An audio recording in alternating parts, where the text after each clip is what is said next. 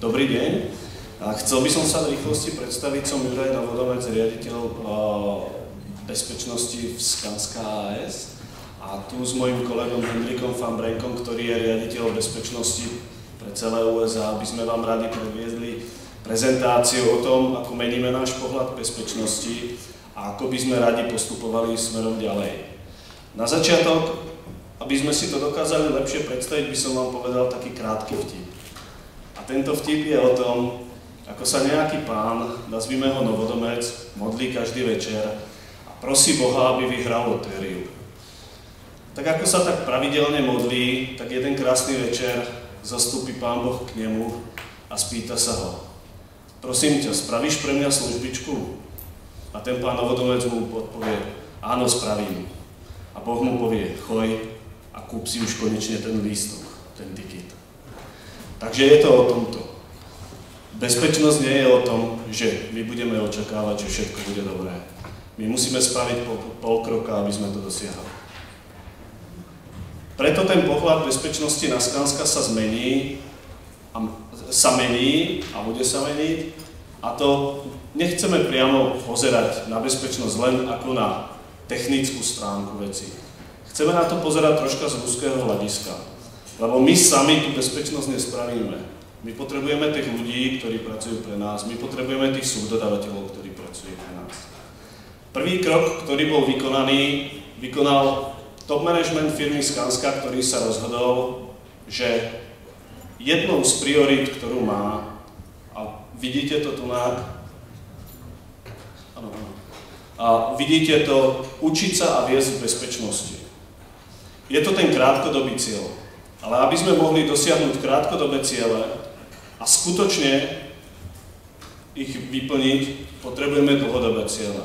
A videli sme to už predtým, 0 pracovných úrazov je v tento moment aj pre nás niečo nepredstaviteľné, niečo nedosažiteľné. Ale keď sa budeme porovnávať s tou víziou, ktorú máme tu, tak dosiahneme krátkodobý cieľ a nebudeme vedieť ako.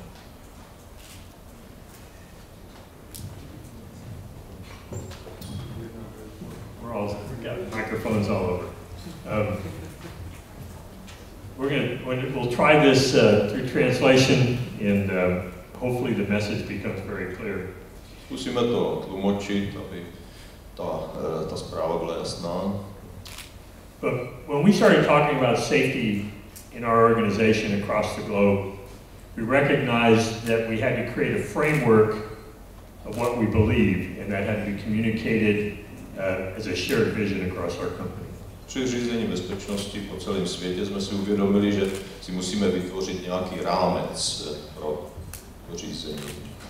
So as you've heard yesterday and today, many of the tools designed for accident prevention, what we really wanted to present to you today is this condition of mind, this power of leadership, and how our ultimate role as safety professionals is to change behavior. Samozřejmě, že bychom mohli mluvit o různých nástrojích, jak řídit bezpečnost, jak zlepšit bezpečnost, ale dneska vám chceme říct něco o tom, jak změnit myšlení.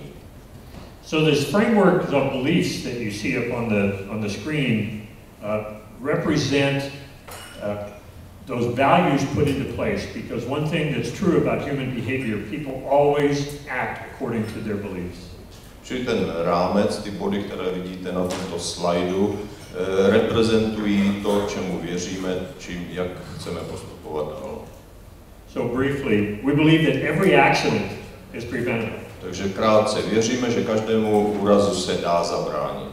And what that means in terms of behavior means that no accident is acceptable, nor would we ever consider an accident an act of God or just part of construction. Čili co to znamená ve vztahu k chování? Znamená to, že žádný úraz není akceptovatelný, že neakceptujeme možnost, že je to způsobeno nějakou vyšší mocí, že se dá každému úrazu zabránit. And since ultimately safety is about changing behavior, it really is driven by leadership. So we believe that quality leadership, whether it's leading production or leading safety, are one and the same. Čili protože to je vlastně o změně postojů, změně chování, či je v tom důležitý chování a postoj těch, kteří řídí vlastně firmu, řídí práce. Traditionally, safety was measured by counting accidents. Tradičně, když se mluvilo o bezpečnosti, tak se mluvilo o počtech úrazů. Today, our metrics of influence for health and safety across Skanska are measures of values and measures of leadership. Dneska se snažíme měřit hodnoty a měřit způsob, jakým je práce řízena. So ultimately, to achieve change, to realize something new, safety is about leading, inspiring, and change. And never about counting accidents, but about measuring those behaviors that we know will influence safety. Čili dneska, když hovoříme o bezpečnosti, je to o řízení, o inspirování lidí, o motivaci a nikoli o počítání úrazů. And finally, we would say safety is not only the job of the safety coordinator. A samozřejmě, že bezpečnost není jenom práce koordinátora bezpečnosti. Nor is it the job only of management. A není to samozřejmě práce jenom managementu. But safety has to be personal, involve the workers, and be for everyone. Ale bezpečnost musí být věcí každého jednotlivého pracovníka. Ale ja to vrátim späť do reality. Čo počujeme každý deň na našich stavbách, čo počujeme od našich subdodávateľov, čo počujeme od našich kolegov. Počujeme, že nemáme peniaze na bezpečnosť. Samozrejme, v niektorých štádiách výstavby, keď to neriešim na začiatku a nahromadí sa mi to potom po časovej prodleve nejakej, tak samozrejme potom to už stojí peniaze a potom to už je hrozne ťažko riešiteľné. Nemám čas na plánovanie. Tak pre mňa to znamená, že všetky baráky a všetky cesty, ktoré staviame, sú vlastne bez plánovania. Tu proste dostanem projekt, postavím to a vôbec ničím nepočítam. Ja vlastne neplánujem. Za všetko môžu subdodávatelia. To počujem každý deň. Bohužiaľ, ako by som povedal, tak si to myslia u nás, väčšina stavebníkov si to tak myslí. Ale bohužiaľ, ja som ten, kto tých subdodávateľov volá na moju stavbu a oni robia podľa mojich pravidiel. Nemôžem pracovať bezpečne a byť konkurencieschopný. To hovoria ľudia, ktorí si vôbec neuvedomili, že tá bezpečnosť im môže zlepšiť konkurencieschopnosť. A keď budú plánovať a keď budú pracovať bezpečne, môžu byť efektívnejší. Klient nevyžaduje bezpečnosť, preto je stavba taká, aká je. To počujeme veľmi často taktiež. Ale keď som hlboko presvedčený v sebe, že chcem pracovať bezpečne a moja stavba má byť bezpečná, tak je úplne jedno, čo si myslí klient. Je úplne jedno, ako sú naučení subdodávatelia. Budú pracovať tak, ako ja chcem na tej stavbe. A toto sa snažíme dosiahnuť. A posledný evergreen, ktorý počujeme všade, stavebníctvo je rizikový odbor. Že vlastne my počítame s nejakými tými stratami. Niektoré z našich obchodných jednotiek po svete už dávno preukázali to, že tieto chiméry, ktoré kolujú dookola, že vôbec nie sú pravda. Že pokiaľ sa chce, presvedčí sa manažment a presvedčia sa zamestnanci, tak to ide aj bez toho. Každý deň počujeme, prečo to nejde. Ono koľkokrát sa nám to aj ťažko argumentuje, pretože ja nie som osoba, ktorá sa bude rozprávať so stavby vedúcim o peniazoch, či vôbec máte peniaze na bezpečnosť, alebo nemáte peniaze na bezpečnosť. Mne sa ťažko argumentuje. Ale pravda je, že títo ľudia sa veľakrát nespýtali na to, ako to spraviť, aby to išlo. Skúsme na chvíľku zabudnúť na to, prečo to nejde a skúsme sa zamyslieť nad tým, ako to urobíme, aby to išlo. Bezpečnosť není jen to, co děláme. Bezpečnosť je to, ako vedieme ľudí, ako sa k nim správame a ako chceme, aby sa oni správali k nám. Aby sme im boli vzory. aby keď ma uvidia na stavbe, keď uvidia, ako sa správam voči bezpečnosti, aby si to so sebou zobrali, odniesli a správali sa takisto. Bezpečnosť je o tom, kto sme. Ako spoločnosť sa snažíme vybudovať kultúru, aby tí ľudia, zamestnanci boli hrdí na to, že pracujú pre firmu, ako je Skanska. A aby si boli vedomí, že s menom Skanska prichádza bezpečnosť, prichádza hodnota k environmentu, prichádza kvalita. Bohužiaľ pracujeme s ľuďmi, každý pracuje s ľuďmi, nie vždy je to pravda. Ale snažíme sa, aby tie chiméry, ako sme povedali na začiatku, že na bezpečnosť nemáme peniaze, aby už nezaznievali u nás na stavbách. Pretože kto povie, že na bezpečnosť nemá peniaze, mi hneď povie, že vlastne on ide pracovať protizákonne, že on ide pracovať nekvalitne, že on ide pracovať tak, aby to urobil za tú cenu. Postarať sa o bezpečné pracovisko je záväzkom každého z nás. Nie je to záväzok len voči legislatíve, je to záväzkom nás voči zamestnancom. Čisté prostredie generuje dobré správanie. A takisto je to aj na stavbe. Pokiaľ je stavba nastavená a bezpečná, tak človek podvedome vníma to bezpečné prostredie a sám sa správa bezpečne. A je to naša spoločenská odpovednosť.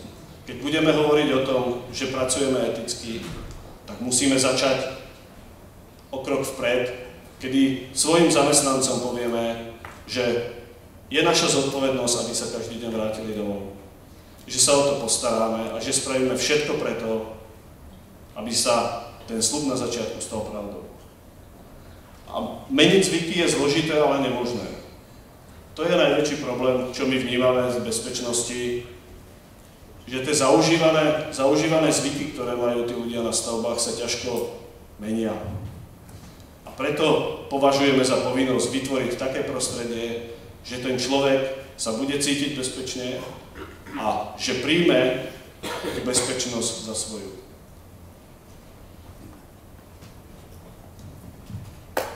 Okay, so what does that mean we have to change? Takže co musíme změnit? The idea of transforming is one that means that we are going to completely change our look, our vision, and our approach. Čiže znamená to, že musíme kompletně změnit svůj pohled, svůj přístup. Because it's been my experience that if safety is just a program in your company among the many programs your company has, it will not make a difference. Čiže ze své zkušenosti můžu povědět, pokud bezpečnost bude jenom jedním z programů ve firmě, tak tím nic nezměníme.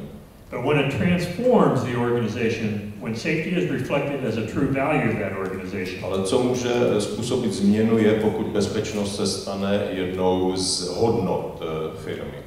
It becomes both powerful and empowering for every employee. Čili tím se stane silnou motivací pro každého pracovníka. And we have to change our belief that accidents are simply part of construction.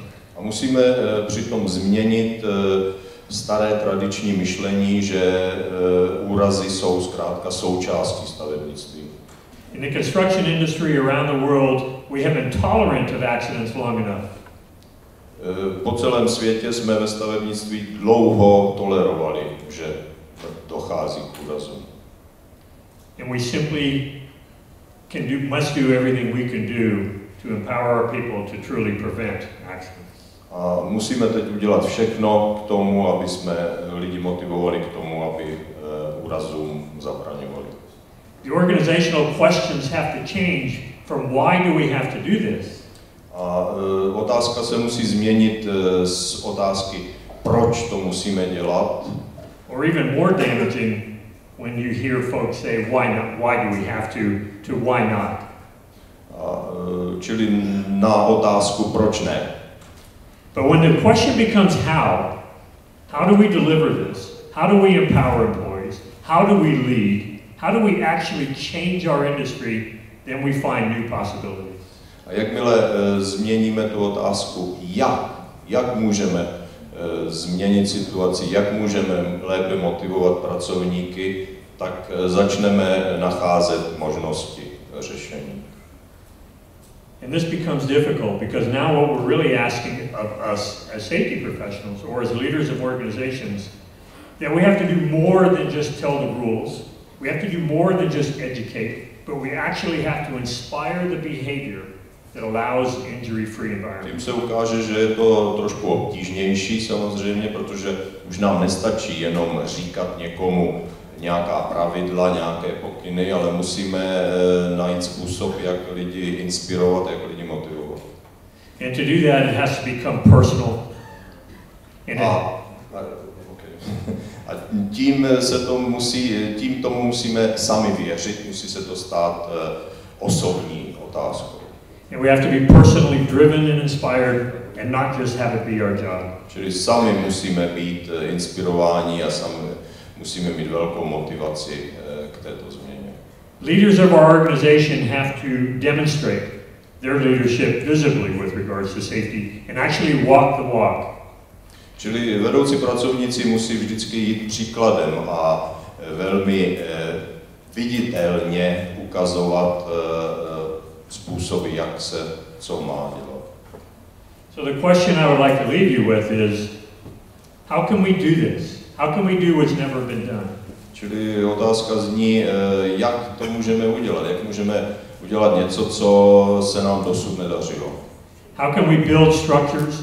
How can we work underground? How can we build roadways? How can we build tunnels and make sure that everyone goes home to their families every day? Jak můžeme stavět budovy, jak můžeme hloubit tunely, jak můžeme budovat cesty a zároveň zajistit, aby se každý vrátil zdravý domů.